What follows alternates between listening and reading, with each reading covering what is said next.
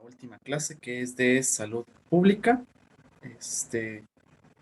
Bueno, espero que no hayan quedado dudas, preguntas con la historia natural de la enfermedad. Les comentaba a los chicos que se conectaron por última vez en la clase que íbamos a hacer la historia natural de la enfermedad del cáncer cervicouterino. Aún no se lo subo. Va a ser para la siguiente clase, lo más probable. Estoy viendo si mejor les doy un poco más de plazo, por lo menos 2 semanas más, otra semanita más para que puedan realizarla y que sea pues una excelente historia natural de la enfermedad y no se vean tan presionados. Pero bueno, eso ya lo valoraremos como tal. Pero espero que no hayamos tenido problemas con esto. Para esta clase vamos a iniciar con otro tema nuevo que son los mecanismos de defensa que también debemos de ver dentro de salud pública. Bueno, nos los marca nuestro temario. En sí este tipo de tema sería más que nada pues para otro tipo de materias, ¿verdad? Pero bueno, vamos a verlo precisamente aquí. Entonces les comparto la presentación. Entonces vamos a ver los mecanismos de defensa e inmunidad que existen en nuestro cuerpo, en el cuerpo humano. ¿Sale? ¿Qué es un mecanismo de defensa e inmunidad? Bueno, existen en el huésped dos tipos de mecanismos que impiden la aparición de una infección. Ya habíamos definido huésped en la tríada ecológica y habíamos mencionado algunos tipos de entrada y salida del desarrollo precisamente o la multiplicación del agente patógeno, biológico u orgánico de una persona o animal, que es lo que veíamos en las características de la cadena epidemiológica que vimos en epidemiología y que vimos en microbiología. ¿Sale? Entonces, como ven, pues todas las materias se coordinan perfectamente. Entonces, eso vamos a existir estos mecanismos. ¿Qué van a existir? ¿Para qué nos necesitamos estos mecanismos? Pues para impedir precisamente la aparición de una infección de cualquier tipo de etiología, como vamos a ver en microbiología, viral, bacteriana, parasitaria, micótica, y nada más. Protozoaria también. Entonces, eso es lo que nos va a hacer el mecanismo de defensa de nuestro cuerpo humano. Tenemos muchísimos mecanismos de defensa o barreras importantes que nos van a hacer que no pasen esos bichos hacia nuestro, o esos agentes patógenos hacia nuestro interior. El mecanismo, aquí vamos a tener estos que vamos a tener dos tipos de mecanismos, los de resistencia inespecífica y los mecanismos de resistencia específica. Aquí los mecanismos de resistencia inespecífica van a actuar contra una gran cantidad de agentes causales biológicos de forma que solo unos cuantos capaces de producir enfermedades o patogenicidad. Es decir, son los que vamos a tener como la piel, que es pues, toda nuestra piel, todos los tegumentos, la mucosa que se encuentra pues, en la vía oral, en la nariz, en la vía vaginal, pene, en el recto, en los oídos, van a estar también protegiéndonos. Algunas células como macrófagos o macrofagocíticos, que van a ser células, células blancas o células linfocitarias que nos van a estar también produciendo y haciendo que no nos contagiemos de cierto tipo de enfermedades. Y lo que hacen son fagocitar, es decir, comerse la bacteria, el bicho que se encuentra en el cuerpo humano, deshacerla y pues excretarla. Para eso nos sirven este tipo de células. La saliva, el jugo gástrico, las secreciones por vagina, algunas flora bacteriana normal, como la de la vagina, como la de la mucosa gástrica, la de los intestinos, nos hacen precisamente que nosotros tengamos esa resistencia inespecífica a infectar, ¿sale? Y de aquí quiero precisamente que me hagan la tarea. Quiero que me investiguen la flora bacteriana normal de la garganta, la flora bacteriana del tracto urinario, la flora bacteriana normal de la vagina, del recto o del intestino grueso, ¿sale? Y del intestino delgado. Pues quiero esa flora bacteriana normal para que ustedes vayan viendo qué tipo de bacterias podemos llegar a tener que nos van a proteger, ¿sale? Y son normales.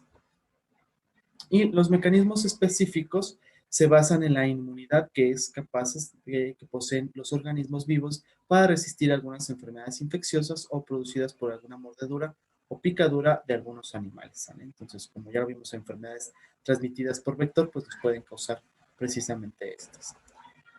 Dentro de estos mecanismos específicos quiere decir que el cuerpo va a producir ciertas cosas para proteger con mayor. Y aquí encontramos algo importante que se llaman antígenos y anticuerpos. Los antígenos, que se van a abreviar con AG, son toda sustancia extraña que al introducirse en el organismo provoca respuestas inmunes, ¿sale? Y aquí nos va a producir dos respuestas importantes, la humoral y la celular, que ahorita lo vamos a ver en las siguientes diapositivas. Y van a fabricar anticuerpos o células que van a actuar en un sitio de acción, ¿sale? Es como una memoria que va creando nuestro organismo desde que nacemos hasta que morimos, este tipo de antígenos que nos van a proteger contra ciertos tipos de enfermedades.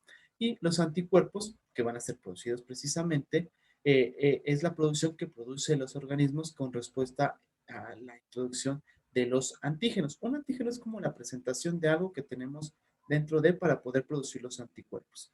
Los anticuerpos son los tal conocidos como las inmunoglobulinas. Tenemos la inmunoglobulina G, A, M, T y E. Y también es parte de su tarea que quiero que hagan. Quiero que me investiguen a qué se refiere la inmunoglobulina G, A, M, T y E. ¿Contra qué nos van a proteger? ¿Para qué sirve precisamente eso? Entonces tienen dos tareas para la clase que son la flora bacteriana del tracto gastrointestinal de la vagina, del tracto urinario y del tracto respiratorio. ¿Sale? Entonces son 4 floras bacterianas. ¿Y para qué me sirven precisamente estos anticuerpos o estas inmunoglobulinas? Y me las van a explicar ustedes para la siguiente clase. Ok. Entonces, dentro de esta inmunidad dijimos que la inmunidad celular y la inmunidad humoral. La inmunidad celular se va a manifestar por la aparición de células del sistema linfoide. Eh, este sistema, pues lo van a ver cuando vayan en segundo semestre, por desgracia, pero bueno, el sistema linfoide son el sistema que nos va a crear defensas en nuestro cuerpo, ¿sale? Comúnmente los conocemos como ganglios, todo lo que son los vasos linfáticos, algunos órganos importantes como el timo, lo que es la glándula, las amígdalas, los ganglios que encontramos en todo el cuerpo y el vaso, y también la médula, nos van a crear precisamente este tipo de tejido linfoide. Aquí la habilidad que tiene es para matar y destruir las células que tienen los antígenos, ya sea con microorganismos de la célula de un animal superior, es decir, las células plancton. Aquí vamos a tener entre un 60 y un 70% de linfocitos constituidos por el sistema linfático, que son linfocitos T. ¿Por qué son T? Porque vienen del timo, ¿sale? Siguiente, bueno, nada más quiero que me investiguen ustedes, que van a ser dentro de su trabajo, me van a decir, ¿para qué sirve el timo y cuándo se termina el timo en nuestro cuerpo? Porque hay cierta edad en la que ya no tenemos timo, ¿sale? Entonces es lo que quiero que me investiguen. ¿De qué edad a qué edad tenemos timo? ¿Y para qué? ¿Y dónde se encuentra? ¿Sale? Entonces ya llevamos tercer trabajo. Obviamente no quiero que se expandan en esto porque todo esto que les estoy dejando lo van a ver en segundo semestre. ¿Sale? Nada más quiero que me den este tipo de características. Aquí, ¿qué vamos a pretender contra esto? Bueno, va a proteger contra infecciones. Va a proteger contra infecciones por virus de hongos, virus y algunas bacterias y van a ayudar a la memoria inmunitaria o inmunológica, ¿sale? Entonces, ¿qué van a hacer contra estas cosas, inmunidad celular? Es que si algún bicho entra alguna vez en mi cuerpo, lo va a captar, va a procesar toda esa memoria, todo eso de ese bicho y lo va a tener ya dentro de la memoria estos tipos de linfocitos para que en algún momento, si vuelve a aparecer esa bacteria, ese virus o lo que hayamos tenido, protegerlo, es decir, crear precisamente ahora sí los antígenos y los anticuerpos para proteger contra esa enfermedad, ¿sale? Es decir, si ya me dio, ¿qué será? Una infección de vías respiratorias por influenza, el organismo me va a hacer, si fue la primera vez, pues obviamente me va a dar bien y bonito, posteriormente eso va a captarlo, lo va a transmitir, va a tener una memoria y si otra vez me vuelvo a enfermar de influenza, me va a proteger porque van a salir ahora sí. Ah, ya este bicho ya lo conocíamos, lo vamos a matar ahora sí. Entonces ya lo protegemos y la infección le va a durar más pronto o no le va a dar, ¿sale? Para eso no me va a servir. Y tenemos algunas células muy importantes que nos matan los bichos, como las células asesinas o las en inglés, como las conocemos como las natural killer. Estas células son las que matan completamente a todos los bichos que vamos a tener. Y tenemos otro tipo de linfocitos, aparte de los linfocitos T, tenemos los linfocitos B. Se llaman B porque son más creados precisamente en el vaso, ¿sale? El vaso pues lo tenemos en el hipocondrio del lado izquierdo. Aquí pues estos van a ser plasmocitos o células plasmáticas que van a sintetizar precisamente los anticuerpos. Y la inmunidad humoral, la celular son las células, ¿sale? La humoral son las que nos van a crear los antígenos, ¿sale? Aquí, bueno, va a ser la presencia de una producción resultante de los antígenos, que van a ser las inmunoglobulinas que habíamos dicho que me van a investigar para qué sirven, contra antígenos de microorganismos o de sus productos, ¿sale? Y va a haber una reacción antígeno-anticuerpo. Vuelvo a repetir o lo explico un poco más fácil.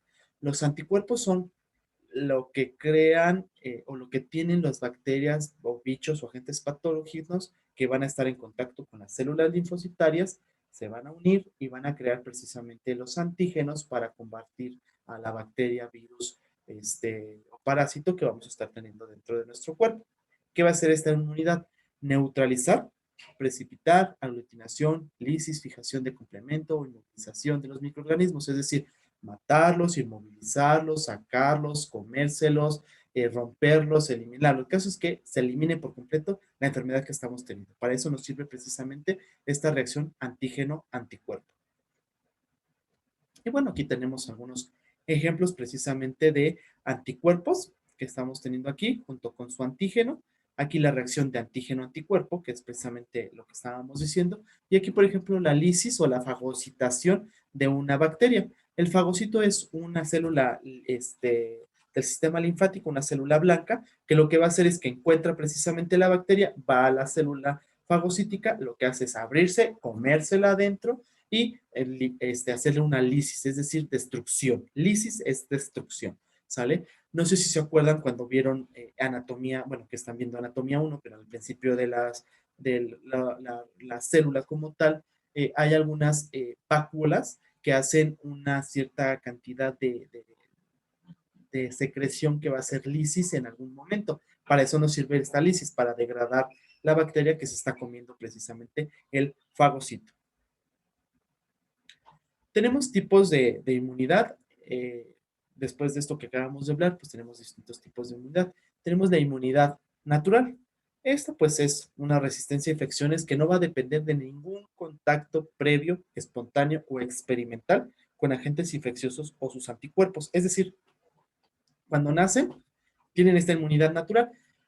Una vez que salen del útero, los bebés, pues son inocuos, prácticamente son nuevecitos de paquete, no se han contagiado de ningún bicho, salen al mundo exterior nuevos, entonces no tienen ahí anticuerpos y antígenos específicos para ciertas infecciones, pero ya tienen anticuerpos importantes que los van a proteger contra otro tipo de enfermedades. Y bueno, esos son factores innatos, generalmente, genéticamente controlados. Aquí pues va a depender de la especie, ¿sale? Hay algunas especies que son más reactivas a esta inmunidad natural, hay una inmunidad dependiendo la raza o el grupo étnico, a veces dependiendo la raza que tengamos, si son caucásicos, si son mestizos, si son negros, si son asiáticos, europeos, entonces va a depender del grupo, van a tener cierta inmunidad contra ciertas enfermedades. Eso ya es genético prácticamente, ¿sale? Eso es lo que quiero que entendamos, que ya es genético, ya lo traemos dentro de nuestras células. Y la inmunidad individual, cada ser, como dijimos, aparte de que pertenece a una especie, un grupo o una raza, es individual. No es lo mismo, aquí, por ejemplo, que somos en México, que somos distinto tipo de mestizos, a alguien que sea de una raza diferente. Entonces va a ser individual. Los tipos de inmunidad, pues tenemos también la inmunidad adquirida, entonces tenemos la natural y la adquirida. Esta va a ser la resistencia a las infecciones engendradas por un ataque espontáneo de enfermedades infecciosas, una infección experimental, la vacunación o la introducción de un organismo de anticuerpos preformados.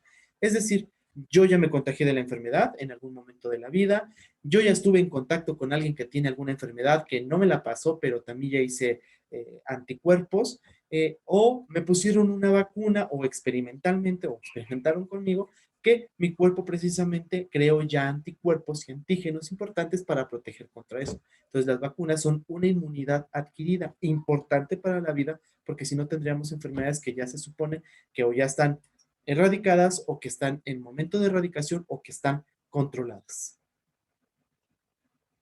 Espero que vayamos entendiendo este tipo de inmunidades. Entonces tenemos dos que hemos visto, la natural y la adquirida, ¿sale? Todos tenemos de las dos, ¿sale? Tenemos inmunidad, ya dijimos celular y humoral, todos tenemos de las dos, ¿sale? Entonces, para que vaya quedando entendido toda esta parte y todos lo generamos durante todo el proceso de nuestra vida. Aunque pues este tipo de inmunidad adquirida, pues tenemos una inmunidad pasiva y una inmunidad activa. ¿Qué es una inmunidad adquirida pasiva? Es la que se adquiere por medio de la introducción de organismos de anticuerpos preformados y pueden obtenerse de manera natural o artificial, ¿sale? Mientras que la activa es la habilidad o condición adquirida por tejidos para producir anticuerpos específicos a partir de contactos de agentes microbianos o sus toxinas. Pasivo, es decir, yo voy y me vacuno, ¿sale? Yo fui y estuve en un proyecto de experimentación y me pusieron el antígeno, el anticuerpo, la toxina, ¿sale? Me mordió una víbora, un alacrán, una araña y yo ya tuve el contacto con eso, entonces estoy haciendo una inmunidad adquirida pasiva, ¿sale? Una inmunidad adquirida es que yo ya estuve en contacto con la bacteria, virus, se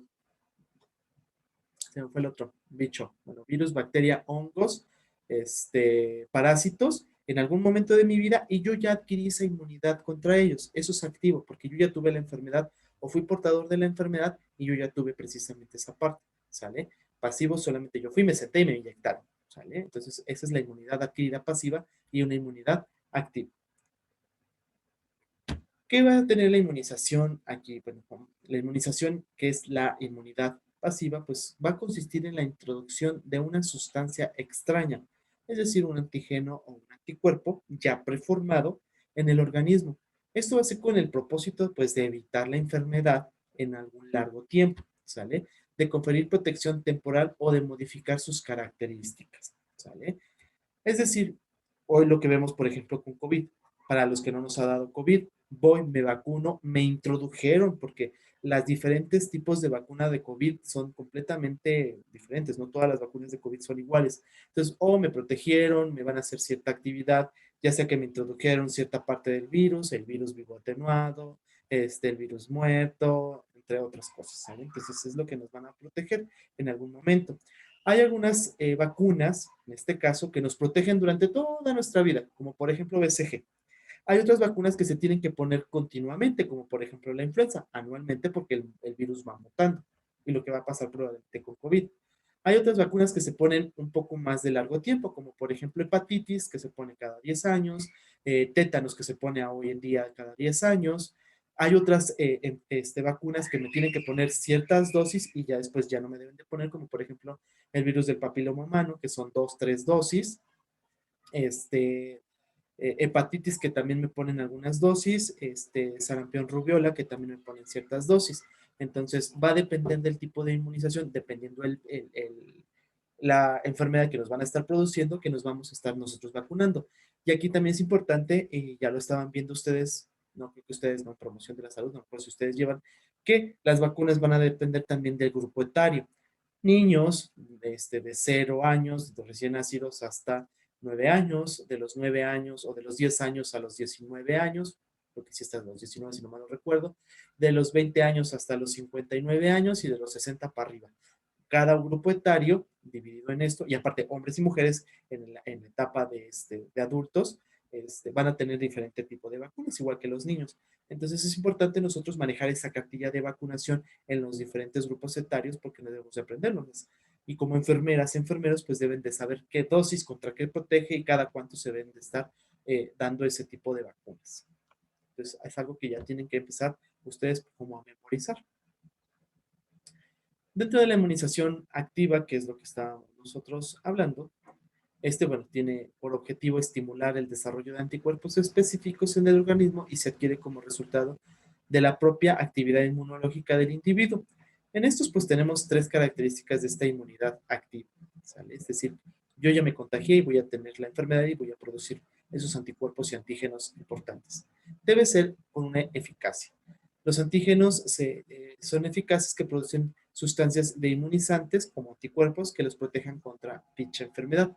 Deben de ser seguras, perdón, me equivoqué, no es activa, es pasiva, ¿sale? Es decir, estoy hablando de las vacunas. Debe ser eficaz, ¿sale? Debe ser segura, es decir, que no debe de producir reacciones adversas muy graves. Toda vacuna crea, así como todo medicamento, algunas reacciones secundarias. Ejemplo, dolor en el sitio de punción, fiebre, malestar general. Por ejemplo, algunas pueden producir dolor de articulaciones, dolor de músculos, artralgias, mialgias. En otras nos pueden producir un poquito de náuseas o de vómito. En otras nos pueden producir como si fuera una gripa. Entonces va a depender de las diferentes vacunas que nos van a producir este tipo de efectos secundarios. Va a depender del cuerpo humano a que se la ponga. No todas producen estas reacciones, ¿sale? Y es importante que sea seguro. ¿Por qué? Porque nos va a dar precisamente que no nos den reacciones muy graves o adversas demasiado fuertes en el cuerpo, es decir, un shock anafiláctico, que nos produzca la enfermedad. Entonces deben de ser seguras estas vacunas. La utilidad pues debe de proteger contra las enfermedades graves o comunes. Hoy lo vemos, COVID, influenza, sarampión, rubiola, parotiditis, tuberculosis meningia, este, ¿qué más? Chin, se me olvida, hepatitis, ¿qué más? Varicela, virus de papiloma humano, que son enfermedades graves, crónicas, que nos van a producir hasta la muerte en algún momento si es que nos contagiamos. Entonces, por eso debemos de tener estas inmunizaciones. Hoy en día, como les comentaba en alguna de las clases, hoy en día con esto de los movimientos contra vacunas, pues las enfermedades que estaban no extintas, pero controladas y otras que ya estaban casi sin haber aparecido, otra vez vuelven a reaparecer por este tipo de movimientos porque pues no creen en esta eficacia, seguridad y utilidad de las vacunas que estamos nosotros poniendo. Muy bien. Entonces, la inmunización, pues tenemos que es activa contra los varios tipos de antígenos. Pueden ser gérmenes atenuados, que es lo que yo les comentaba, son gérmenes que están en la vacuna, pero son atenuados, es decir, no nos van a causar la enfermedad, nos pueden causar un poquito de reacción como si fuera la enfermedad, pero en menor cantidad para producirnos antígenos y anticuerpos dentro de nuestro cuerpo. Gérmenes inactivados, es decir, tienen el bicho, pero están completamente inactivados. No nos van a causar como si fueran los gérmenes atenuados. Los toxoides, es decir, la toxina que contiene, comúnmente lo vamos a poner como el toxoide tetánico o algunos toxoides que tenemos diferentes para la vacunación. Y proteínas, como por ejemplo las que se utilizan para eh, cuando nos muerde una víbora, una araña o nos muerde o nos pica un alacrán, son este tipo de proteínas para atenuar las toxinas que nos están recetando durante ese tipo de mordeduras. Entonces, esos son los tipos de inmunizaciones. Y si ustedes leen las vacunas o cuando vean vacunación en algún momento de la carrera, pues van a ver que hay gérmenes atenuados, gérmenes inactivados, que son toxoides o que tienen proteínas las vacunas. Y por ejemplo, las vacunas, algunas de COVID, son solamente las proteínas, otros tienen atenuados inactivados. O sea, de toxoides no hay. Entonces, tenemos precisamente que este tipo de inmunidad pasiva, pues, consiste en la introducción del organismo de un suero que contengan los anticuerpos contra determinadas enfermedades de duración breve, ¿sale? Como las mordeduras de los animales que les acabo, ponzoñosos que les acabo de decir, ¿sale? Y pues la duración es breve. Se va a utilizar en enfermedades específicas y necesitan una protección inmediata, como por ejemplo las antitoxinas, la globulina gamma, que comúnmente la estamos poniendo cuando hay una mordedura de perro. Cuando no ponemos la vacuna que es las células Vero, pues ponemos la gamma globulina para que no se vaya a tener precisamente rabia el paciente, o sueros hiperinmunes, que son precisamente los sueros que utilizamos para las mordeduras de animales ponzoñosos. Y bueno, les puse precisamente aquí la cartilla de vacunación. Esto pues es en niños, que es donde tenemos mayor parte de vacunas. tenemos precisamente, y les había preguntado, la BCG. Gerardo me había comentado la otra vez, bueno, que para una tuberculosis, la tuberculosis que va a estar protegiendo es para la meningia.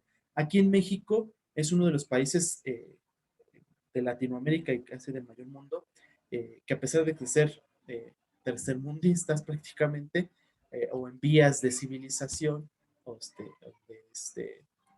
de ser una potencia, digámoslo así, que bueno, vamos a llegar, tenemos una amplia vacunación en todos nuestros individuos, a pesar del efecto de antivacunas. Entonces, México tiene una estrellita, un punto ahí extra de que tiene todas las vacunas y complementa mucho. Por ejemplo, la BCG les comentaba, en Estados Unidos no se pone. Y una vez que alguien regrese a Estados Unidos y viva aquí en México, pues tiene que protegerse porque nosotros todavía tenemos precisamente la tuberculosis meningia. Esa es dosis única y es precisamente, nos comentaba, no me acuerdo quién, que es como la marca y el sello personal de todo mexicano, que es el que nos ponen precisamente, ¿sale? Entonces es nuestra marquita. La hepatitis, que bueno, aquí en los niños se pone pues al nacer, a los 2 meses y a los 6 meses.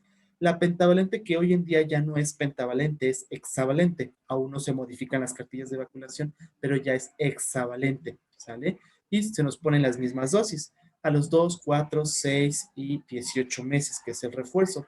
La DPT, que es la triple viral, que nos protege, bueno, la hexavalente nos protege con la difteria, tosferina, tétanos, poliomielitis, infecciones por Haemophilus influenzae B. La DPT, que es para difteria, tosferina y tétanos, nos las tienen que poner a los 4 años. Rotavirus, que es precisamente para las infecciones contra rotavirus. El rotavirus, que nos crea infecciones gastrointestinales severas en los niños, y comúnmente la tenemos que poner a los 2, 4 y 6 meses de edad. Y aquí quiero que me investiguen, precisamente es la última parte de la tarea de la clase.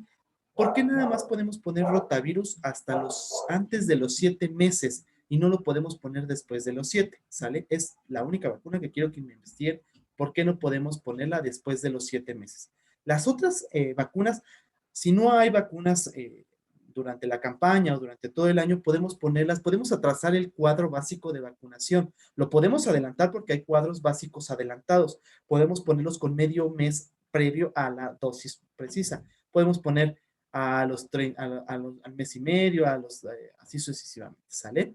En el caso de rotavirus es la única vacuna que no podemos. Entonces quiero precisamente que me investiguen esa parte de por qué no podemos ponerla después de los 7 meses.